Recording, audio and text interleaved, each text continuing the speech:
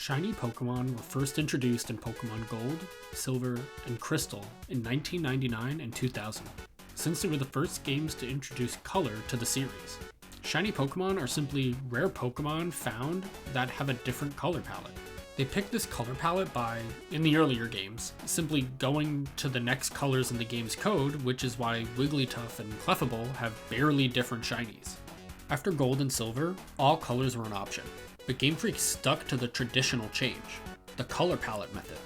In Sun and Moon, they deliberately started designing shiny Pokémon that look cool, which explains Lycanroc.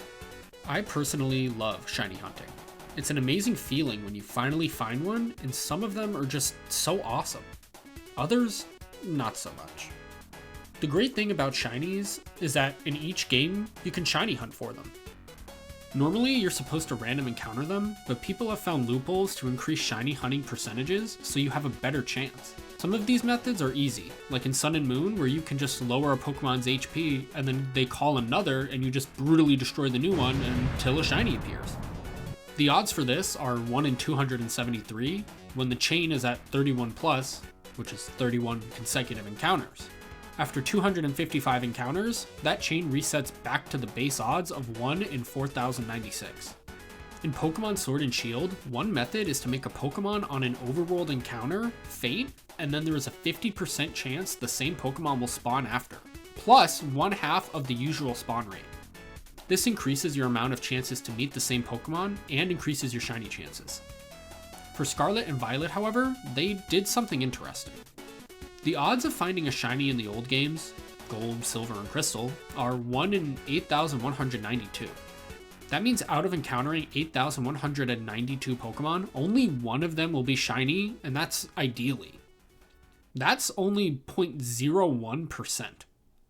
Shiny hunting simply increases that percentage, which I'll be calling odds from now on. Scarlet and Violet's method of shiny hunting is unique since it's the first open world Pokemon game.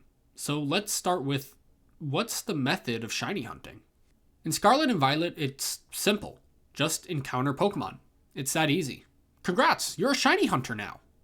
Just doing that, however, gives you the base odds, which in Scarlet and Violet were changed.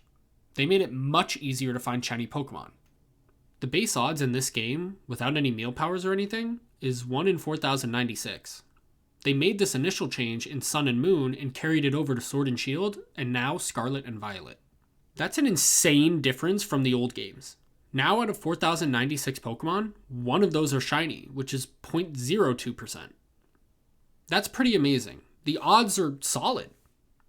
I've encountered, 3 or 4 random shiny Pokemon with just running past them in the wild. It's insane. But there's another reason besides just the odds being better that make it easier to find shiny Pokemon in Scarlet and Violet. Remember what I said about it being the first open world game? That means Pokemon spawn differently in this game. Traditional Pokemon games are single encounter, which means you run in the grass and find one Pokemon. This makes it a much slower process to finding a shiny Pokemon by random encounters, since you're only running into one Pokemon at a time. Some previous games have group encounters where up to 5 Pokemon can show up, so that increases your odds of finding a shiny much faster. Although even if you found 5 Pokemon, that was it until you did another encounter. In Scarlet and Violet, however, Pokemon spawn, primarily, in groups, so you have 5 Pokemon. Okay, so what? That's the same as the previous games. Yes, but there's something we haven't talked about yet. Meal powers. What do they have to do with it? Well, say you're hunting for a shiny Nacli. You can go to their habitat and run around aimlessly, or you can use meal powers. This allows you to change your encounter power up to a max of 3, which means you're more likely to run into that type of Pokemon. I couldn't find an actual value for that, so if someone could let me know in the comments if there is one, I'd appreciate it. So now, instead of encountering 3 to 5 Nacli, you can get more groups and encounter way more at a time. It literally forces the game to only spawn Pokemon of a specific type that you want. And if that Pokemon you want is common in the area you're in, boom, easy encounters. That's way better for finding a shiny. You can run around and unload their models so they spawn in again. You don't even have to fight them at all or anything. Compared to previous games, that's a cakewalk.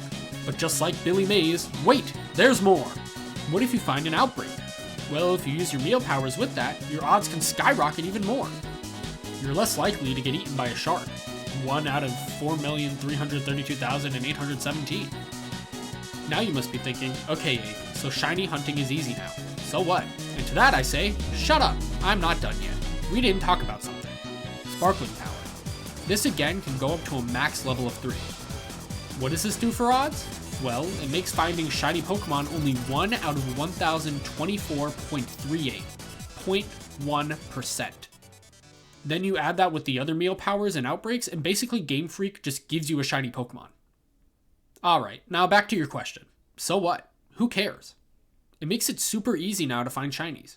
Yes, you're right, viewer. It is much easier. But that changes something. People love to be surprised. Like me telling you to subscribe right now. They love to work hard and have it pay off. Like, what if you worked your ass off on an assignment for school? You did the research, you wrote it all, you edited it, everything. And you get a good grade. That'd feel awesome, right? What if you just got that grade without doing anything? Yeah, it'd be nice and awesome, but would you feel that sense of accomplishment? Would you feel like your hard work paid off and that you did something fulfilling? I know I wouldn't. I'd be like, oh cool, and move on. I wouldn't feel that pride, that excitement, that sense of I did something great. Now translate it to shiny hunting, or a hobby you enjoy. In older games, you had no idea how you were getting that shiny Pokemon. You did the work. You did the random encounters. You hatched the eggs. You soft reset. You did the individual group encounters. You tried so hard and finally got that shiny Pokemon you've been wanting. It feels so rewarding and fulfilling. Now in Scarlet and Violet, they took that and made it less fulfilling. They made it so much easier. Now you can just randomly run around and find a shiny. I'm not saying it's a bad thing. The barrier to entry for shiny hunting is easier now more than ever, which is awesome. But by changing the odds and increasing them, it takes away the difficulty of finding a shiny and the rewarding fulfillment you get from finding one. It's still awesome, I won't lie, but it's different. It's too easy. You can not use meal powers, not have the shiny charm, or not use outbreaks, but still the base odds are better. I still enjoyed a shiny hunt. I still get that feeling of excitement and joy and fulfillment from finding a shiny Pokemon. It's just not as fulfilling or rewarding as it was. Maybe in the next game they'll put the odds back to the old ones, or make obtaining shinies harder. Thanks for watching. See ya.